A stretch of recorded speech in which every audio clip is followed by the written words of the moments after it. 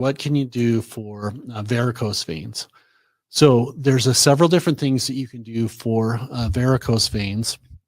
Um, once the veins have been started, it's like hard for it to disappear to go back to normal without a surgery or some other things. I do think there's ability to lessen them or shrink them just a little bit, and also I think it's really nice to prevent them, prevent the further deformation. So here's what happens with varicose veins: is in your veins you have these valves that open and close to push basically blood up back into the body. So there's muscle contraction, it opens the vein, the blood flows up, then it closes so the blood doesn't rain back. What happens with varicose veins is we start getting more and more separation, and so we can have these valves that are moved, but they're not touching, they're not keeping out the blood.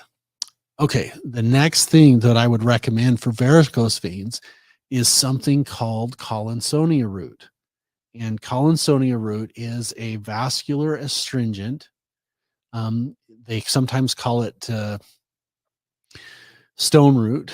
And here it is right here. So let me just get on top of this. Okay, here it is. So here's the product, Collinsonia root. It's an herb. It's called Collinsonia candidensis. It's an herb historically used to support the vascular system and water balance. It supports the bladder and kidneys, and it helps to support digestion. This formula is also useful in conditions including hemorrhoids, varicose veins, spider veins, and hard stools.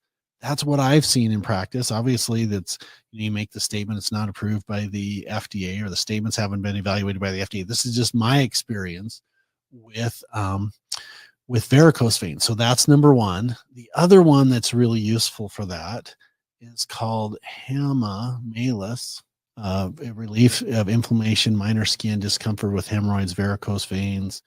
It really, really helps circulatory systems. The next question, how to improve circulation. They kind of go hand in hand. Hamamelis is really good for that, and also Collinsonia root. Now, what we think makes the veins get weak is vitamin C deficiency, and vitamin C helps to literally tone up the vascular wall. That's one of the properties. And what makes vitamin C work is your bioflavonoids, which we call vitamin P. So vitamin P you see in squash and in peaches and apricots and anything that has a color to it. What we can do to improve, like going back to the question here, can we do to help circulation? So I would say like a lot of the same things. Collinsonia root's really good. I think niacin is good. I think cayenne pepper is really good. Apple cider vinegar are really good for circulation.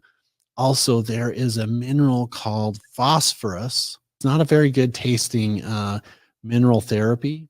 But what it is it helps to healthy blood calcium ratio, which is one we have a question coming up about calcium. Supports cellular metabolism. It gives you energy, supports bone health, but it's really good for circulation, and it's good kidney detoxifier. So phosphate is a really good thing for circulation. So circulation, cayenne, niacin, Collinsonia root, phosphate. You don't have to use all of them. If I had to pick one of them, I'd probably pick this phosphorus or cayenne pepper.